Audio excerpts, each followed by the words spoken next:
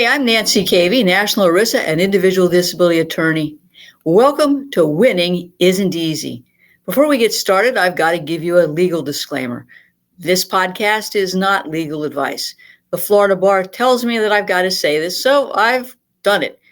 But nothing will ever prevent me from giving you an easy-to-understand overview of the disability insurance world, the games the carriers play, and what you need to know to get the disability benefits you deserve. So off we go. Have you ever gone to Sedgwick's website? You might be surprised to read that they say on their website that taking care of people is at the heart of everything we do.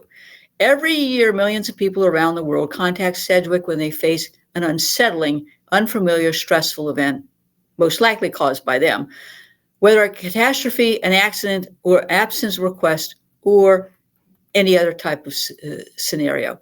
They can count on us to listen. No. To respond. Denied. To protect them and to help make things right. Well, not so much. The reality, quite frankly, is much different. Sedgwick is not an insurance carrier. They're a third-party claims administrator who gets hired to act as an administrator or a claims adjuster by a company who is self-insured and who just doesn't have their own claims department. They're supposed to be neutral, but in fact they aren't, because the reality is that they have a contract with the employer as the administrator. Now, by the way, they work with big companies like AT&T, General Electric, United Healthcare, Delta Airlines, and I see them on these types of cases. And what I'm going to be talking about today is the huge difference between what Sedgwick says it does and what it really does in ERISA disability claims. I'm going to talk about four things.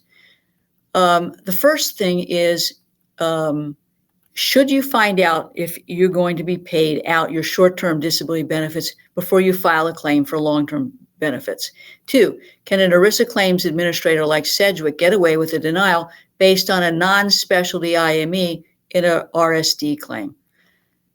The third thing I would talk about is how the court slammed Sedgwick's use of the infamous Dr. Grattan in overturning a wrongful ERISA disability claim denial. And lastly, I'm going to talk about what happens when workers' compensation records are considered, sort of, but Sedgwick selectively removes portions of the workers' comp records from an ERISA claim to deny or terminate benefits.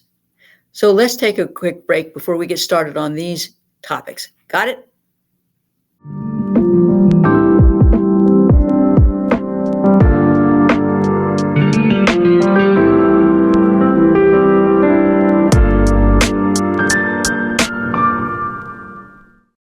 Welcome back to Winning Isn't Easy.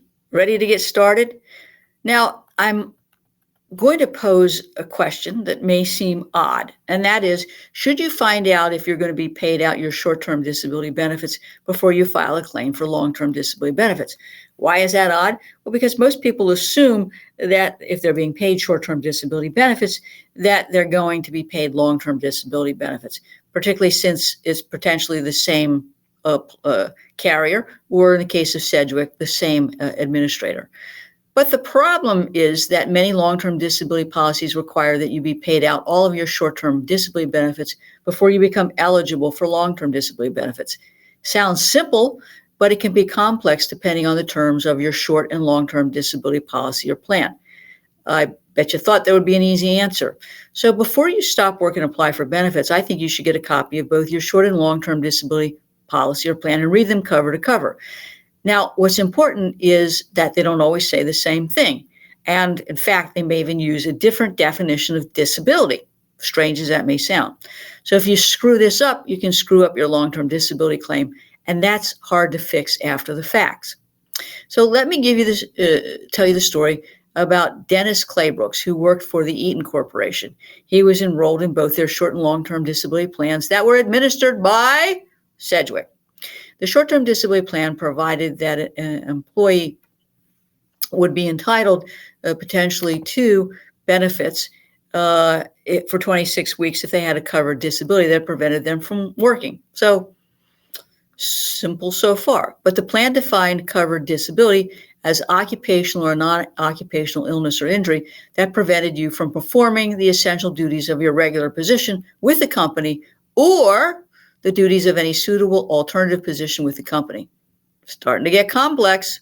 Now, short-term disability payments could end when you no longer had a covered disability under the plan, were unable to provide satisfactory medical evidence of a covered disability, or began working at Eaton for wage or profit, or with another employer, or was working through self-employment.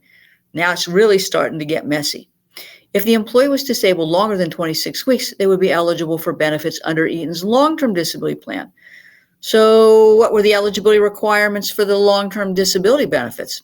The Easton employee had to have a covered disability, which was defined as the inability to work in any occupation or any other occupation because of illness. The person had to be totally and continuously disabled and unable to perform the essential duties of their regular occupation.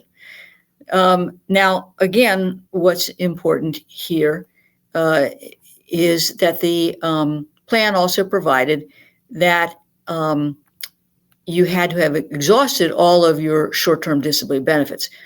Are you confused yet? Well, it can get really confusing. You got to diagram this out. So what did Sedgwick do to screw Claybrooks? On May 15th, 2019, Claybrooks was injured on the job when he was struck in the head by a piece of metal. A workers' comp case. While his physical exam was unremarkable, he was diagnosed with a traumatic brain injury. He sought follow-up care for headaches and low back pain. Claybrooks submitted a claim to Sedgwick for his short-term disability benefits, which were paid from May 23, 2019 through November 11, 2019, just 9 days before he would have satisfied the 6-month requirement. Now, this is a common game played to deny a policyholder or plan beneficiary their long-term disability benefits.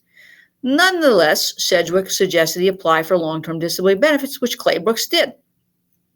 But then, of course, Sedgwick denied his long-term disability claim on the basis that he hadn't satisfied the 6-month payment of short-term disability benefits because they terminated his claim.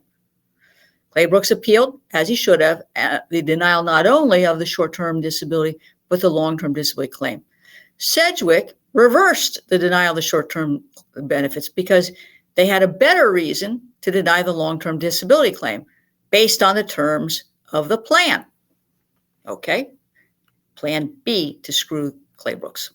Sedgwick had payroll records documenting he had worked without approval part-time for 5 months as a custodian 2 days per week during the period of time from January 19, 2020 to May 19, 2020.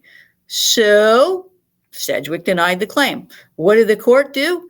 Well, he argued that his employment with a temporary agency after the denial of his claim could not reasonably render him ineligible for benefits. The court found that where the claimant's failure to comply with the requirement of a plan is a direct result of the administrator's arbitrary and capricious denial of benefits, the claimant had no continuing responsibility to comply with the terms of the plan. In other words, because Sedgwick screwed him and terminated his benefits, and he then attempted to earn income, the court said, look, Sedgwick can't benefit from their own bad acts. The court found that it would have been futile for him to ask the plan to pay his benefits, which he did, or to approve a rehabilitation program.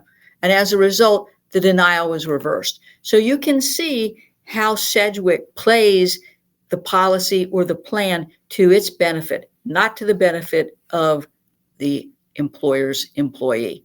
Policyholder, plan beneficiary. Got it? Let's take a break. Robbed of your peace of mind by your disability insurance carrier?